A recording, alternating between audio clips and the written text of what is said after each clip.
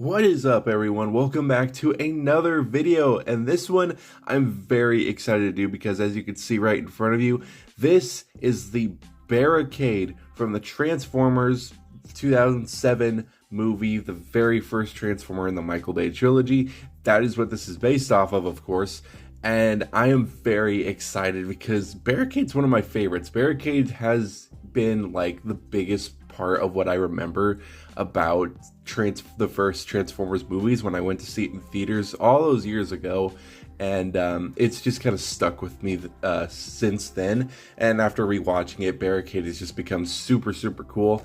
And I absolutely love him in the first movie. So this is Barricade right here. I bought this from my local comic book store for only 35 bucks. It's not too bad, but I really do love it. So this packaging should get you in the feels because this is big nostalgic packaging. Every time I see this packaging, it just it hits different because it's just so cool. You got the Decepticon Barricade's face right there, the name right there. You got the Transformers with the Decepticon logo at the side.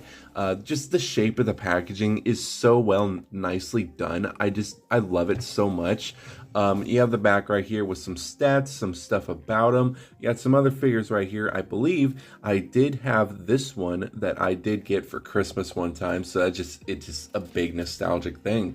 You can see that he has some information right there which you can read for yourself. He's got some stats right here. His strength is all the way to an 8, and what is the weakest? His skill is a 4, so he's not that great, but he does come with another little figure right there, which we'll take a look at. There's a lot of sticky stuff on this part here because that's where the tape was, so there's a lot of hair and stuff everywhere, but that's kind of gross. But that's pretty much it. If we do just take this part out, you can see that there's a very nice weird background. Don't know what that is supposed to be, but pretty much he only comes with his instructions and of course his vehicle mode right there. So let's get rid of the packaging real quick and just kind of toss that to the ground. There we go. So let's get our little setup going a little bit more. And here is the car mode. It's so cool looking. So he does have his instructions, which of course is very different from any other instructions that we've seen before. It's basically just kind of fold outs. Nothing too crazy, but that's basically how the instructions looked. There's only 12 steps. You'd barely even count this as a step because that's just for Frenzy that comes with Barricade. But basically it has 11 steps, very simple steps. There's nothing overly complicated about this design. I will say getting the car mode from robot mode, switching this from side to side is, it kind of gets, it's not challenging. I absolutely love transforming this thing because all the pieces do fit very nicely, but there is some parts that do get kind of annoying. I would say probably these parts right here, this whole door part, because this from here to here is all one arm. So getting that is kind of frustrating because one of the arms has a play feature that kind of detaches from itself, so it's just kind of annoying to get it back into its proper place. So that does get quite annoying. But this vehicle mode is really cool. We have the police car right here, which is very nice. There's a lot of little different things about this police car, which is super cool. You have a little decal right here to punish and enslave. That is so cool. You have the police logo right there, Decepticon logo that says police right there. 1965. I don't know the significance of that. Maybe it's super obvious, but I don't remember. He's got his number right there, the police right there. He has some more numbers right there. It is very nice for a car mode.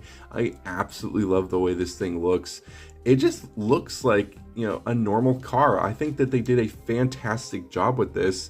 The underside is honestly even cleaner. I really do like this underside. I think the only parts that you could see are just these parts that are a different color, but other than that, the underside really is nice and clean, especially right in here and at the back too.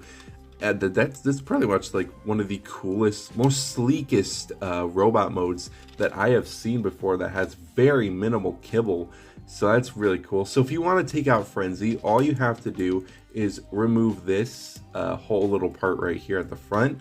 And that pretty much kind of pushes him out. And you just slide this out right here. And you can unfold Frenzy just like this. Now Frenzy is very, very tall. Comparing him next to the Ravage figure, he's around the same size as Ravage. So that's interesting. But yeah, he's a very tall dude. Honestly, I don't remember him being this tall. I feel like he'd be about this tall. But hey, he's a giant. So, you know, actually let's compare him to a pop figure. I have a little pop figure right here. He's like almost the size of a pop figure, just a couple inches off. So that's just interesting. I just didn't think he would be this tall, but he's kind of cool. I really do like the details on him. It's nothing too bad right there. He's got a lot of details going on, especially at, like, you know, the chest area and the eyes. He's not painted. It's just kind of like this weird kind of gray plastic with a couple red dots, but other than that, that's pretty much it. And he's got the grill of the car just kind of at his feet, so I think that's pretty interesting. If you want to just put him back, you just fold him up like so, slide him back in to here like this, and just push that in like so, and there you go. He's all back to normal. But the car mode's really, really cool. Of course, the wheels do spin, and he does roll very nicely, which I really do like. I like the police sirens here too. Just all this little detail is very nice. But that's pretty much it for this car mode. A little bit of a comparison with the car mode. Here he is next to Optimus. You can see kind of the differences between the two. I kind of like the scaling, because the scaling does kind of match up pretty nicely. I think maybe the Optimus could be a tiny bit bigger, I think, but I think the scaling is pretty nice. I really do like that. And here he is next to Brawn from pretty much the same franchise. And I love these two vehicle modes. They did such a good job back in the day with vehicle modes. And they do some pretty good jobs now. But I think back in the day, they had something going. And I know that their designs were very, very simple and not as screen accurate as they are now. But they did a very good job with making a pretty cool design for their toys. And also making a very nice and sleek vehicle mode with practically no kibble at all until you turn it over.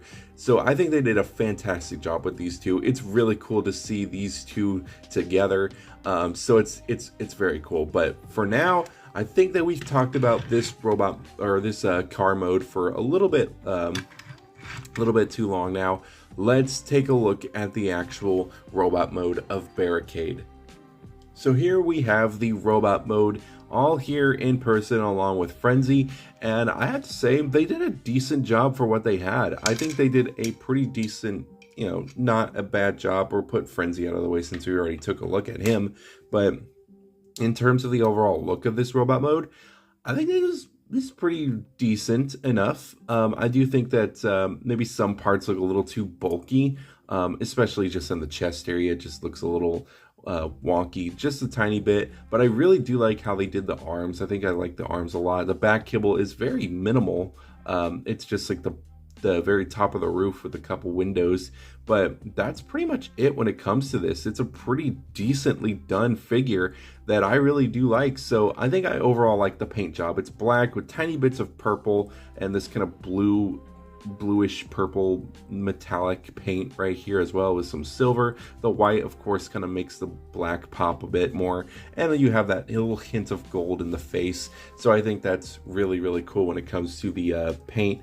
It does have some light piping, which is really, really cool. I do actually have a little light right here. Don't know if it will work too well, but if we kind of just shine the light right into its eyes there, boom, you can see that light piping works pretty well.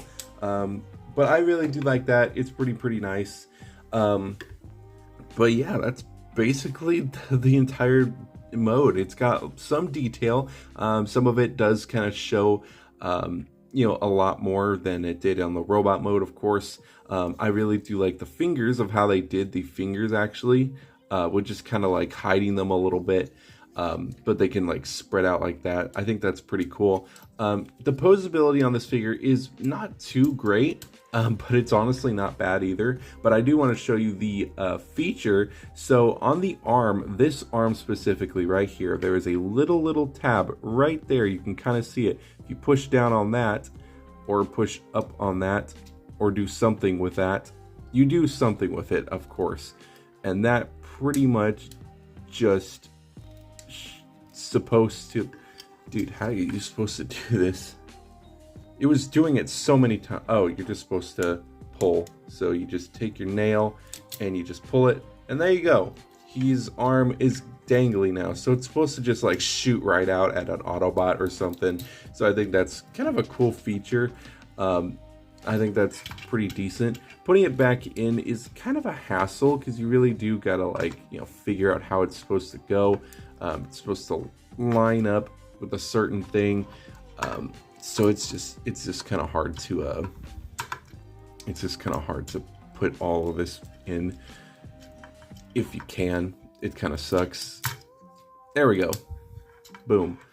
So that is it. It does kind of pop out a little too easily, especially when you're trying to transform it, but it's kind of a neat feature. I do like that. But yeah, overall the posability is not bad. He does have some head movement. I do think that the head should have been attached a little better, because there would be times where the head just kind of like, falls back, and then you gotta like dig it out again, because it does go into this slot right here. All the way in, so you pretty much just got to dig that out. But that's kind of the only downfall of the posability. He's got no head rotation. He does have kind of a down, I guess, but he's got an up, so that's pretty much all you're getting out of the head. He does have a butterfly joint, which is pretty cool. It's pretty much just this little hinge right here that just hinges a little bit in and out. So I think that's pretty neat, at least. He does have a swivel right here. There's a little hinge joint right here at the kind of shoulder, I guess. He has a nice, very small ratchet joint at the arm, which is pretty cool. He has two spots of his fingers moving. He's got the thumb right here, and then he's got these 3 fingers here, which is pretty cool. Same on the other side. No waist movements, because his waist is kind of attached to the hips, so it stays. He does have some movement at the leg, which pretty much goes out that far and back that far. Pretty decent spread. He's got some knee movements, which is on a kind of ratchet, which is nice. And he's got a toe up and down and a small pivot. So posability is not the best, but I mean, you could probably get him into something if you could think of anything. And if you do kind of want to get some running poses, the head going back that far really does help. And I really do appreciate that. That's probably might be what I'll have him displayed as. But getting him to stand, though, is kind of a challenging thing, because these legs are not the sturdiest, like, at all, because these ball joints, are a little old, so it's not it just doesn't feel as nice. And you can see that's that head kind of moving back a little bit. But I'm pretty sure you can get some cool poses. I would 100% recommend doing the running pose, because that's kind of the only pose you could probably do with his articulation. So it's pretty decent. I think that's pretty decent enough, especially if you kind of have this like this. It's not the greatest, but it's not bad either. So yeah, that's basically the entire figure. Very, very simple review, because there's not much going on with this figure. I would like to see the Black Series figure, or not the Black Series, the Studio Series figure, just to see what they did with theirs. I have honestly never seen like any reviews on that figure, so it'd be kind of cool just to get my own, go full-on blind mode in it, and kind of see, what's going on there. Comparing him next to Braun, if I can get both of these to stand up very nicely without any problems. Boom. They're roughly the same size. Barricade is a little bit bigger. I will say, out of the two, I really do like Braun more, because I've had Braun for a long time. So yeah, but Barricade does look very nice, especially next to him. I think they both look really, really cool. And if we bring in our last review, the Blackout slash Grinder figure, if you want to check that one out, Grinder just kind of towers over him, and I love that. But definitely really, really cool to see these two together. And one more tiny little size comparison, we'll have up next to the Bumblebee Studio Series Optimus Prime. And you can see kind of the height difference there. But overall, this is a very nice figure. I will say it's, for me, more of a nostalgic thing to have than an actual thing that I would, you know, get again. It's not a bad figure. I really do like it, but just the legs are my biggest issue, and the lack of posability are just the only two things. The sculpting is actually really nice. I really do like the way it looks. I think it looks really cool, looks very menacing, and yeah, that's basically what I think about that. From transformation, it's very simple. Transformation is probably like the simplest you can get with this figure. And, you know, overall, the feel of it does just feel loose in some spots. But other than that, I mean, you can't complain too much since this is an older figure. But in terms of, you know, just overall, I think they did pretty decent with this figure. So honestly, this isn't my highest figure, but I think maybe a 3.9 would probably be a pretty decent scoring. It's not bad. I really do like it still overall, but there's just a lot of flaws with it that, yeah, I hope they fix, you know, with the studios here. I mean, I'm pretty sure they do, but yeah, I would just like to see, I don't know, some more improvements. But I think overall, the way it looks on its own like this, I think it looks awesome. But that is basically all I have to say about this figure. Very, very simple review, like I said. And yeah, not much else I can really say, but that is going to be it for this video. I hope you guys did enjoy. Next video, we will be doing our last two reviews, and we are doing our favorite Starscream, probably my favorite Studio Series figure that I have ever owned. Maybe, we'll see. Stick around, we'll find out. I will see you guys in that review.